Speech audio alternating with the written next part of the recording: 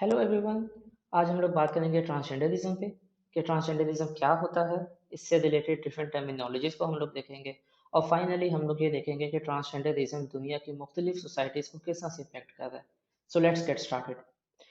Transgenderism को समझने के लिए हमें सबसे पहले जेंडर को समझना होगा कि जेंडर क्या होता है, जेंडर को कैसे डिफाइन किया जाता है। So as per Oxford dictionary, gender basically ये बताते हैं कि आप मेल हैं या female, but with reference to social या कल्चर डिफरेंसेस, ना कि आपकी बायोलॉजी के हिसाब से। आपकी बायोलॉजी, आपका जिस्म, आपकी एनाटॉमी किस तरह से है, it doesn't matter. Gender basically आपके सोशल या कल्चर डिफरेंसेस से आप मेल हैं या फीमेल, जेंडर बेसिकली इसको कहते हैं। और अगर आप ऑक्सफोर्ड ऑनलाइन डिक्शनरी में देखें जेंडर की डेफिनेशन, तो उसमें साथ में ये भी लिखा हुआ है कि जेंडर बेसिकली एक ब्रॉड मीनिंग है, ये एक रेंज है, एक स्पेक्ट्रम है। तो ज़रूरी नहीं है कि जो हमारी मेल या फीमेल की जो डिवीजन है उसके अंदर बेसिकली ये फिट भी हो सके।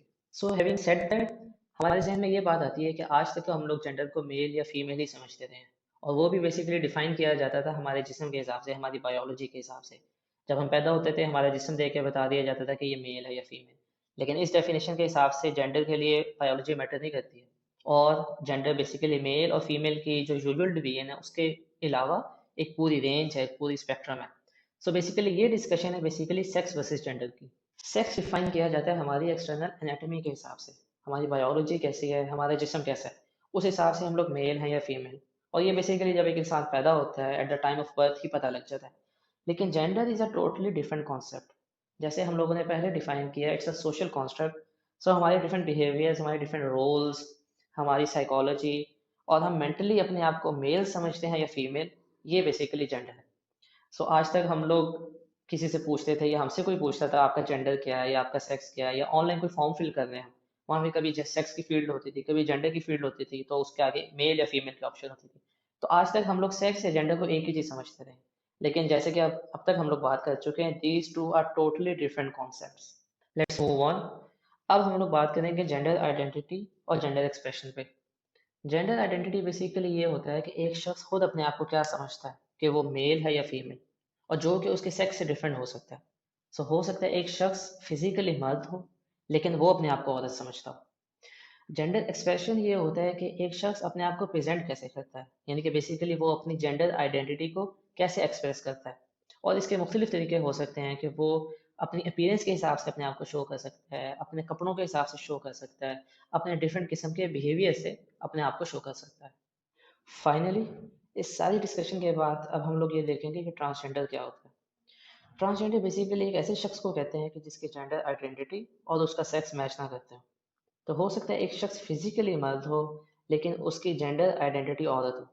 इसी तरीके से हो सकता है कि एक फीमेल हो लेकिन वो अपने आप को आइडेंटिफाई करती हो as a mail.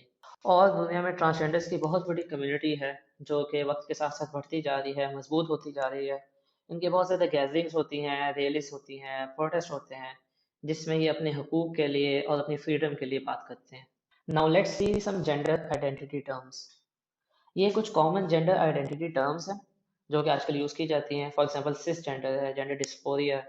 Gender fluidity basically इसको कहते हैं कि जेंडर जो है वो फिक्स नहीं है, ये फ्लूइड है। बेसिकली आप मेल, फीमेल या डिफरेंट जेंडर्स के दरमियान इंटरचेंज कर सकते हैं।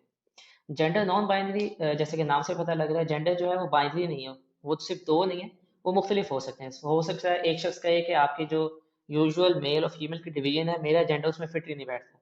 जैसे हमने शुरू में डिफाइन किया था जेंडर को कि ये मेल और फीमेल की जो यूजुअल डिवीजन है उससे हट के है, ये एक पूरी रेंज है, एक पूरा स्पेक्ट्रम है। ये कुछ आउटडेटेड जेंडर आइडेंटिटी टर्म्स हैं जो कि अब यूज़ नहीं की जाती, या इनको फॉर एग्जांपल इनअप्रोप्रिएट या ऑफेंसिव कहा जाता है। जैसे फॉर एग्जांपल पहले सेक्स चेंज ऑपरेशन कहा जाता था, अब इसको सेक्स रीअसाइनमेंट सर्जरी कहा जाता है। जैसे पहले जेंडर आइडेंटिटी डिसऑर्डर कहा जाता था, जैसे नाम से ही पता लग रहा है थोड़ा सा कहते हैं कि इनअप्रोप्रिएट है, इसको डिसऑर्डर नहीं कहना, अब इसको जेंडर डिस्फोरिया कहा जाता है। Let's talk about gender neutral pronouns. आप लोगों ने प्रोबेबली इंटरनेट पे देखा होगा, पढ़ा होगा कि प्रोनाउंस के बारे में बात की जाती है। अब हम उससे रिलेटेड थोड़ी सी डिस्कशन कर लेते हैं। लेट्स कंसीडर कि एक ट्रांसजेंडर है जो कि फिजिकली मेल है लेकिन वो अपने आप को आइडेंटिफाई करता है एज अ फीमेल। तो अब अगर हम उससे बात करेंगे, तो चूंकि वो दिखने में मर्द है, तो मैं उसके लिए प्रोनाउंस यूज करूंगा ही, हिम, हिज। लेकिन वो अपने आप को आइडेंटिफाई करता है एज अ फीमेल। वो अपने लिए चाहता है कि मेरे लिए प्रोनाउंस यूज किए जाए शी और हर। अब अगर मैं उससे बात कर रहा हूँ या उसको रेफर कर रहा हूँ, और अगर मैंने ही, हिम, हिज यूज कर लिया, तो ये अकॉर्डिंग टू हिम ये उसके लिए इनअप्रोप्रिएट है, या इन सब केसेस वो कहते हैं कि हम लोग ऑफेंड होते हैं। सो बेसिकली इस मसले के हल के लिए जेंडर न्यूट्रल प्रोनाउंस यूज़ किए जाते हैं। सो बेसिकली ये प्रोनाउंस हैं जो आज तक हम लोग यूज़ करते रहे हैं। For example he, him, his male के लिए यूज़ करते रहे, फीमेल के लिए हम लोग शी, हर यूज़ करते रहे। लेकिन अब कुछ जेंडर न्यूट्रल प्रोनाउंस डिफाइन किए गए हैं। एक तो हमारे पास न्यूट्रल प्रोनाउन ऑलरेडी है, they them their. So basically अगर आपने किसी को रेफर करना है और हमें नहीं पता कि वो अपने आप को आइडेंटिफाई कैसे करते हैं, सो बेसिकली सिंपली हम दे देम देयर यूज कर सकते हैं। लेकिन कुछ जेंडर न्यूट्रल प्रोनाउंस भी इंट्रोड्यूस किए गए हैं, for example ze, zem, zer. So basically gender neutral pronouns इसलिए यूज किए जाते हैं कि अगर कोई ट्रांसजेंडर है तो हमें नहीं पता वो अपने आप को कैसे आइडेंटिफाई करते हैं। सो उनको ऑफेंड ना करने के लिए, या टेक्स्ट को या स्पीच को या हमारी कन्वर्सेशन को इनअप्रोप्रिएट ना करने के लिए हम लोग जेंडर न्यूट्रल प्रोनाउंस यूज कर सकते हैं। बट अक्सर लोग इस बात के हक में नहीं हैं, जैसे कि फेमस प्रोफेसर जॉर्डन पीटरसन। उनसे जब एक इंटरव्यू में पूछा गया कि वो अल्टरनेट प्रोनाउंस के यूज़ करने के अगेंस्ट क्यों हैं, तो उन्होंने जवाब दिया कि वो इस बात के अगेंस्ट हैं कि लेजिस्लेशन को यूज़ किया जाए ये डिटर्मिन करने के लिए कि हम लोगों ने क्या बोलना है। एक और सवाल जब उनसे पूछा गया कि अगर कोई स्टूडेंट उनसे कहे कि वो अल्टरनेट प्रोनाउंस यूज़ करें तो क्या वो करेंगे, तो उन्होंने सिंपली कहा नो, क्योंकि वो ये समझते हैं कि किसी बंदे के पास ये इख्तियार नहीं है कि वो ये कंट्रोल करे कि मुझे क्या लैंग्वेज यूज़ करनी है। Finally here comes a fun part. अब हम लोग ये देखेंगे कि ट्रांसजेंडरिज्म से रिलेटेड दुनिया के मुख्तलिफ कोनों में ओवर द पास्ट ईयर्स क्या कुछ होता है। Let's start with this news. The transgender family way the father gave birth. So पढ़ के तो थोड़ा सा अजीब लगता है कि आज तक तो mothers use to give birth, so एक फादर ने बच्चा कैसे पैदा किया। ये बेसिकली एक ट्रांसजेंडर कपल है जिसमें एक फिजिकल मर्द है जो अपने आप को आइडेंटिफाई करता है एज अ औरत, और एक फिजिकल औरत है जो अपने आप को आइडेंटिफाई करता है एज अ मर्द। सो बेसिकली एक ऐसा कपल है जिसमें औरत मर्द तो हैं, तो दे बोथ बिकेम पेरेंट्स, और उन्होंने एक बच्चा पैदा किया।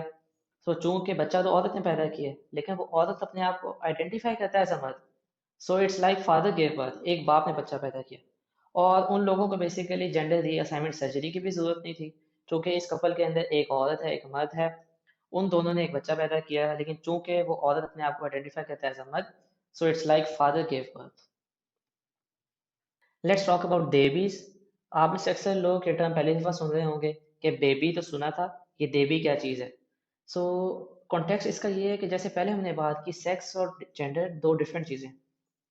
सेक्स तो बेसिकली हमें तभी पता लग जाता है जब बच्चा पैदा होता है, लेकिन जेंडर चूंकि एक मेंटल या साइकोलॉजिकल स्टेट है और एक पर्सनल चीज़ है कि आप अपने आप को आइडेंटिफाई कैसे करते हैं। तो अब कुछ पेरेंट्स अपने बच्चों को ऐसे पाल रहे हैं कि वो उनका जेंडर ही नहीं डिफाइन करते, उनका जेंडर असाइन ही नहीं करते। तो उनका सेक्स जो है बेसिकली वो डिस्क्लोज नहीं करते, सेक्स नहीं बताते लोगों को, और बच्चे को जो है बस ऐसे ही न्यूट्रल ही पाल रहे हैं। तो बच्चा जो उसकी प्रेफरेंस है, जिस तरह के वो कपड़े पहनना चाहता है, जिस तरह के खिलौनों से वो खेलना चाहता है, वो उनको अलाउ करते हैं। और उन्होंने बच्चों पे छोड़ दिया कि बच्चे बड़े होके खुद सोचेंगे कि वो मेल है या फीमेल। सो एज पर जुलाई 2018 इस तरह के पेरेंट्स की एक फेसबुक कम्युनिटी है और उसके 220 मेंबर्स थे। सो बेसिकली ये बात यहाँ तक नहीं है कि कुछ पेरेंट्स ऐसे कर रहे हैं, ये मुख्तलिफ लेवल्स पे इस पे बात की जा रही है, प्रॉपर इस पे गाइडेंस दी जा रही है, लिटरेचर का पार्ट बन रहा है। जैसे फॉर एग्जांपल ये एक बहुत फेमस बुक है, parenting beyond pink and blue. So basically ये कहा जाता है कि हम लोग बचपन में ही बच्चों को खुद से ही असाइन कर देते हैं। फॉर एग्जाम्पल लड़कियों को कह देते हैं कि तुमने गुड़िया से खेलना है, तुम्हारा पिंक कलर है, लड़कियों को कहते हैं कि तुम्हारा ब्लू या ब्लैक कलर है, तुमने गाड़ियों से खेलना है, पिस्तौलों से खेलना है। तो अकॉर्डिंग टू दीज पीपल ये हम लोग बच्चों पे फॉर एग्जांपल मुसल्लत कर देते हैं, उन पे कंपल्सरी कर देते हैं। एक जो फिजिकल लड़की है, जो एज अ लड़की पैदा हुई है, उसको हम कंपल्सरी कर देते हैं कि तुम लड़की ही हो। अब तुमने लड़की जैसे कपड़े पहनने हैं, लड़की जैसे खिलौनों से खेलना है, लड़की के स्कूल में जाना है, सारी चीज़ें लड़कियों वाली करनी है। और इसी तरह से हम लोग लड़के लड़के के साथ करते हैं। तो इस तरह के लोगों का ये मानना है कि ये हम लोग उनके साथ ज़्यादती करते हैं, गलत करते हैं। उनको बस बड़ा होने दें, बड़े होके वो लोग खुद से अपने लिए देख लेंगे कि वो बॉय हैं या गर्ल हैं, इरिस्पेक्टिव ऑफ देयर सेक्स। और ये बात सिर्फ यहाँ तक महदूद नहीं है। अब चूंकि हमने लोगों के इख्तियार में दे दिया है कि वो जिस तरह से चाहे अपने आप को आइडेंटिफाई कर सकते हैं, और हम उनकी आइडेंटिटी पे कोई क्वेश्चन नहीं कर सकते, कोई बात नहीं कर सकते। अगर हमने ऐसी कोई बात की तो हमें ट्रांसफोबिक कहा जाएगा। तो अब बच्चे भी जिस तरह से चाहे अपने आप को आइडेंटिफाई कर सकते हैं। और जैसे हमने इन पेरेंट्स के बारे में पढ़ा, हम उन बच्चों को या उन बच्चों की आइडेंटिटी को भी कुछ नहीं कह सकते। जैसे कि फॉर एग्जांपल एक फेमस डॉक्यूमेंट्री है what is a woman by Matt Walsh. उसमें एक फैमिली थेरेपिस्ट मैट को बताती हैं कि आजकल बच्चे स्कूल आ रहे हैं और वो अपने आप को आइडेंटिफाई कर रहे हैं एज एनिमल्स। तो जब हम उनसे क्वेश्चन पूछते हैं, इंस्टेड के वो लोग आंसर दें, वो आगे से म्याऊं म्याऊं शुरू कर देते हैं। और हम लोग कुछ कह नहीं सकते, क्योंकि अगर हमने कुछ कहा तो बेसिकली हम उनकी आइडेंटिटी को क्वेश्चन कर रहे हैं या उनकी आइडेंटिटी पे कोई सख्त बात कर रहे हैं। तो मैट भी आगे से फिर यही कहते हैं कि अगर एक स्टूडेंट कहे कि आई एम अ कैट, तो क्या आपको उनको कैट मानना पड़ता है? और टीचर ने कहा कि हाँ, हमें उन्हें कैट मानना पड़ता है। और ये सिर्फ यहीं ख़त्म नहीं होता। कुछ लोग तो, कुछ टिकटॉकर्स तो इस जेंडर आइडेंटिटी को बिल्कुल एक न्यू लेवल पे ले गए हैं। फॉर एग्जांपल, ये एक टिकटॉकर है जो कि लड़की है, लेकिन वो कहती है कि मेरे प्रोनाउंस हैं शी हर या क्लाउन क्लाउन सेल्फ। सो ये बेसिकली अपने आप को आइडेंटिफाई करती है एज अ क्लाउन। ये एक और टिकटॉकर है जो, जिसने मेकअप किया हुआ है एक डेमन की तरह, और वो कहती है कि मेरे प्रोनाउंस है दे देम देयर या डेम डेमन डेमन सेल्फ। सो ये अपने आप को आइडेंटिफाई करती है एज डेमन। ये एक टिकटॉकर है जो अपने आप को आइडेंटिफाई करती है एज डॉल। सो ये कहती है कि, और अगर ये वीडियो देखें आप, तो वो कहती है कि मैं डॉल हूँ और मैं डॉल की तरह की हरकतें करती हूँ। फॉर एग्जांपल, मैं कभी सांस लेना भूल जाती हूँ, और ये वीडियो शायद मैं दूसरी या तीसरी दफ़ा बना रही हूँ, क्योंकि पिछली वीडियो बनाई थी मैं अपलोड करना भूल गई थी। और इसके प्रोनाउंस हैं शी, इट या डॉल। और ये एक और वीडियो है। ये बेसिकली एक मर्द है जो कि ट्रांसजेंडर है। तो ये एक मर्द है, पहले ये औरत बना, यानी कि ये अपने आप को आइडेंटिफाई करता था एज अ औरत। अब ये वुल्फ बन गया। ये अपने आप को आइडेंटिफाई करता है एज अ वुल्फ, और ये वुल्फ जैसी आवाज़ें भी निकालता है। और जब इससे पूछा गया कि आप अपने आप को वुल्फ आइडेंटिफाई कैसे करने लग गए, तो इसने कहा कि मैं एक दफ़ा एक एनिमे देख रहा था, उसमें मैंने एक वुल्फ को देखा, तो मुझे लगा मैं तो ये हूँ।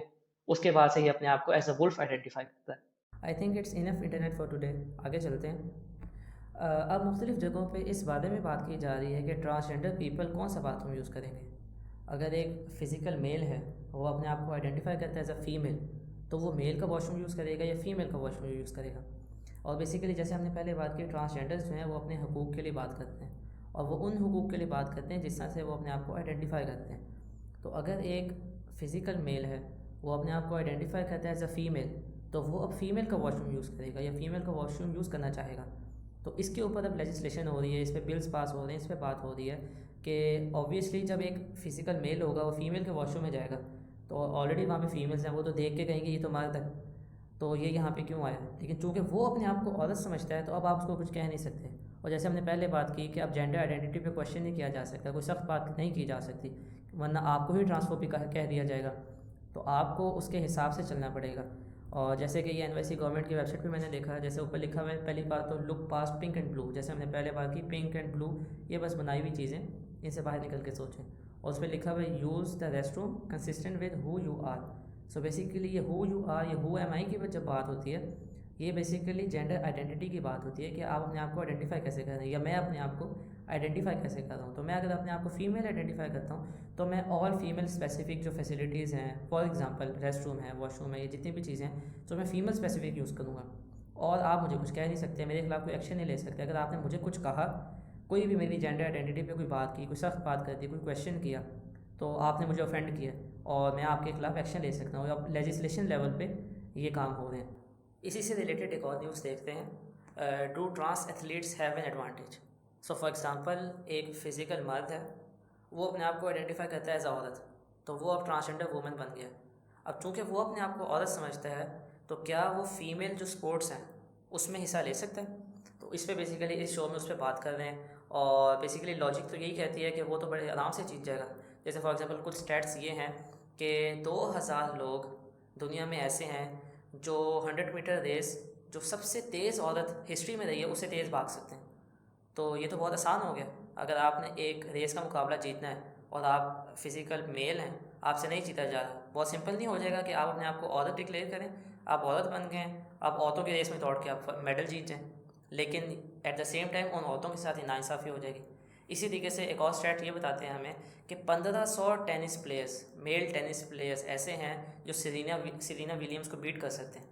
तो ये भी बहुत आसान हो जाएगा। यह नहीं कि आपने कोई भी स्पोर्ट अगर आपने हिस्सा लेना है और आप मेल हैं, चूँकि आपको पता है मेल फिज़िकली मेल जो है थोड़ा वो स्ट्रॉन्ग है, तो वो इन स्पोर्ट्स में काफ़ी अच्छा परफॉर्म कर सकता है। तो अगर आपने किसी भी स्पोर्ट में हिस्सा लेना है और आप जीतना चाहते हैं, आप उस स्पोर्ट में अच्छे हैं, आप सिंपली अपने आप को फ़ीमेल डिक्लेयर करें, आपकी जेंडर आइडेंटिटी फ़ीमेल हो जाएगी। आप फीमेल स्पोर्ट में हिस्सा लें, whether it be running, tennis, football, swimming, what तो आप आराम से जीत जाएंगे। तो इसमें ये बात हो रही है, कुछ लोग इसके हक़ में हैं कि जी चूँकि वो अपनी फ्रीडम अपने राइट्स के लिए बात करते हैं, तो जिस तरह से वो अपने आप को आइडेंटिफाई करते हैं उनको उस स्पोर्ट में हिस्सा लेने का मौका देना चाहिए। और इसके अगेंस्ट लेकिन कुछ लोग ऐसे हैं कि चूँकि स्पोर्ट का ताल्लुक फ़िज़िक से है, आप फिज़िकल किस तरह से हैं और उनको फिर बहुत ज़्यादा एडवांटेज होगा, तो ये अनफेयर होगा उन फीमेल्स के लिए जो बहुत ज़्यादा मेहनत कर रही हैं, लेकिन एक बंदा सिर्फ अपने आप को फ़ीमेल आइडेंटिफाई करके वो आ जाता है और वो जो है वो वाली सपोर्ट जीत जाता है। This is the last one but the most interesting one in my opinion. ये बेसिकली एक 52 ईयर्स का बंदा था जिसको एक दिन बैठे बैठे ये लगा कि मैं तो 6 साल की छोटी सी बच्ची हूँ, तो उस दिन के बाद से ये 6 साल की बच्ची की तरह से ज़िंदगी गुजार रहा है। इसका नाम बेसिकली पॉल वॉल्श है, अब इसका नाम स्टेफनी है। 2015 में इसने अपनी बीवी और 7 बच्चों को छोड़ दिया इस वजह से कि मैं 6 साल की छोटी सी बच्ची हूँ, और उसके बाद से ये अपनी ज़िंदगी 6 साल की बच्ची की तरह से गुजार रहा है। इसको बड़ा अच्छा लगता है कि ये स्कूल गर्ल्स की तरह से कपड़े पहनता है, और एक वीडियो में इसने बताया कि वो अपने आप को 8 साल की बच्ची समझता है, लेकिन अब बेसिकली इसको एक फैमिली ने अडॉप्ट कर लिया एज अ 6 साल की बच्ची। तो उनकी एक और बच्ची है जो कि इसकी बहन बन गई है। उस बहन ने इसको कहा कि मैं चाहती हूँ कि तुम मेरी 6 साल की बहन बन जाओ, तो ये अब अपने आप को 6 साल की बच्ची समझता है, ये उसकी 6 साल की बहन बन गया। ये बेसिकली पॉल है जो इस आइडिया से पहले इस तरह के दिखते थे, और अब बेसिकली वो इस तरह के कपड़े पहनते हैं और इस तरह से दिखते हैं, और बेसिकली वो 6 साल के बच्चे की तरह ही रहते हैं। उसी तरह से आप देखें खिलौने रखे हुए हैं, उस तरह के कपड़े पहनते हैं, और जैसे मैंने पहले बताया इनको बेसिकली एक फैमिली ने अडॉप्ट कर लिया एज अ 6 साल की बच्ची, और ये उनके पेरेंट्स हैं, और ये उनकी अब उनकी बेटी की तरह से रहती है, 6 साल की बेटी की तरह से रहती है। और ये पॉल है, 52 ईयर्स इनकी एज थी, और इनकी एक वाइफ थी और 7 बच्चे थे। इन्होंने उन सबको छोड़ दिया अपना ये वाली ड्रीम लाइफ गुजारने के लिए। That's all from my side. I hope आपने कंटेंट इंजॉय किया होगा। इस वीडियो में हमने ट्रांसजेंडरिज्म का हल्का सा ओवरव्यू लिया है, और हमने ये देखा है कि ट्रांसजेंडरिज्म दुनिया की मुख्तलिफ सोसाइटीज़ को किस तरह से इम्पेक्ट कर रहा है।